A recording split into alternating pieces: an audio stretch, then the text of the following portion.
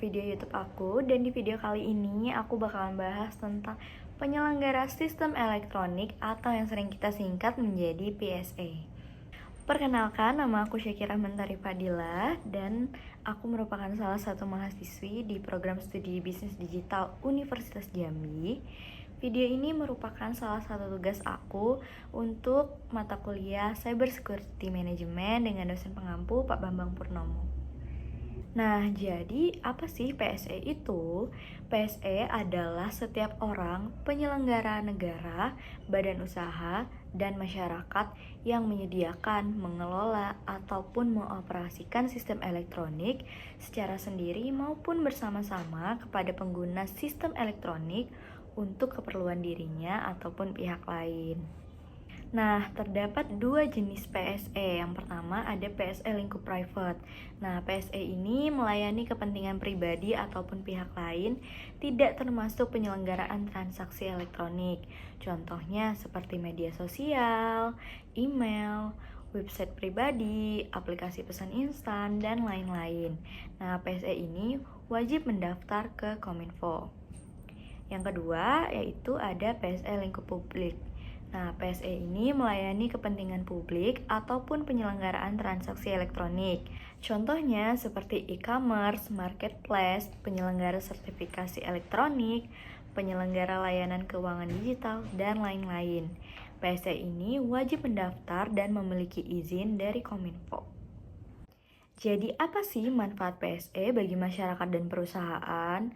Nah, bagi masyarakat, PSE ini meningkatkan keamanan dan kepercayaan dalam bertransaksi elektronik. Dia juga melindungi hak dan kepentingan konsumen, memberikan akses informasi yang lebih mudah, dan meningkatkan literasi digital. Sedangkan manfaatnya bagi perusahaan yaitu ia meningkatkan kredibilitas dan kepercayaan konsumen. Dia juga memperluas jangkauan pasar, meningkatkan efisiensi dan efektivitas bisnis, dan mendukung pertumbuhan ekonomi digital. Ada beberapa peraturan pemerintah yang mengatur terkait PSE. Nah, yang pertama itu ada peraturan pemerintah nomor 71 tahun 2019 tentang penyelenggaraan sistem dan transaksi elektronik. Yang kedua, ada peraturan Menteri Kominfo nomor 5 tahun 2020 tentang penyelenggara sistem elektronik lingkup private.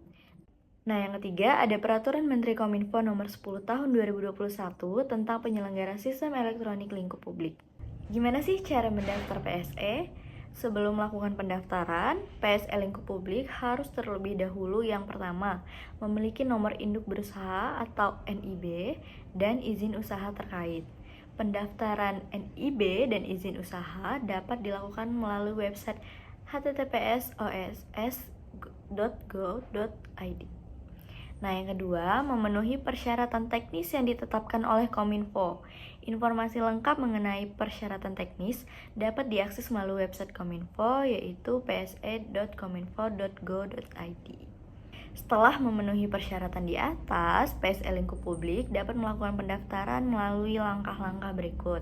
Nah, yang pertama, akses situs web pendaftaran PSE Kominfo, pse.kominfo.go.id, kemudian klik tombol daftar PSE dan pilih opsi PSE lingkup publik. Yang ketiga, ikuti petunjuk yang diberikan pada website untuk mengisi formulir pendaftaran dan mengunggah dokumen-dokumen yang diperlukan. Setelah melengkapi formulir dan mengunggah dokumen, klik tombol submit untuk mengirimkan permohonan pendaftaran. Nah, Kominfo akan melakukan proses verifikasi dan validasi dokumen. Jadi, seberapa tepat sih aturan ini dibuat oleh Kominfo? Dengan melakukan beberapa perbaikan, aturan PSE Kominfo dapat menjadi instrumen yang efektif untuk melindungi hak dan kepentingan masyarakat, meningkatkan keamanan dan kepercayaan dalam bertransaksi elektronik, dan mendorong pertumbuhan ekonomi digital di Indonesia.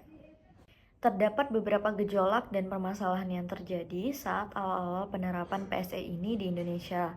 Nah, yang pertama terjadinya kebingungan dan ketidakpastian. Banyak PSE yang tidak memahami aturan PSE secara detail, sehingga mereka kebingungan dengan proses pendaftaran dan perizinan. Nah, terdapat ketidakpastian mengenai jenis PSE yang wajib mendaftar, serta sanksi yang akan diberikan kepada PSE yang tidak mendaftar. Nah, terjadi juga kekhawatiran privasi dan keamanan data. Masyarakat khawatir data pribadi mereka akan disalahgunakan oleh PSE atau pemerintah. Kekhawatiran ini semakin meningkat dengan adanya kasus kebocoran data yang terjadi di beberapa PSE. Nah, terjadi juga potensi pembatasan akses informasi. Aturan PSE dikhawatirkan dapat digunakan untuk memblokir situs web atau aplikasi yang dianggap berbahaya oleh pemerintah. Hal ini dapat membatasi akses masyarakat terhadap informasi dari sumber daya penting. Kemudian, proses pendaftaran yang rumit.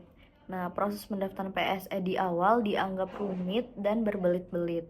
Dengan banyaknya dokumen yang harus diunggah dan persyaratan yang harus dipenuhi, hal ini menjadi hambatan bagi PSE, terutama bagi usaha kecil dan menengah yang memiliki keterbatasan sumber daya. Meskipun masih terdapat beberapa tantangan, penerapan aturan PSE di Indonesia telah menunjukkan beberapa hasil positif, antara lain meningkatnya jumlah PSE yang terdaftar. Saat ini terdapat lebih dari 10.000 PSE yang telah terdaftar di Kominfo. Nah, meningkatnya juga kepercayaan masyarakat terhadap transaksi elektronik. Masyarakat semakin yakin untuk menggunakan layanan transaksi elektronik karena adanya aturan PSE. Dan terakhir, meningkatnya literasi digital. Masyarakat semakin sadar tentang keamanan dan etika berinternet melalui informasi dan edukasi yang disediakan oleh PSE. Nah, sekian dari video aku kali ini. Semoga bermanfaat bagi teman-teman semua dan sampai jumpa di video selanjutnya.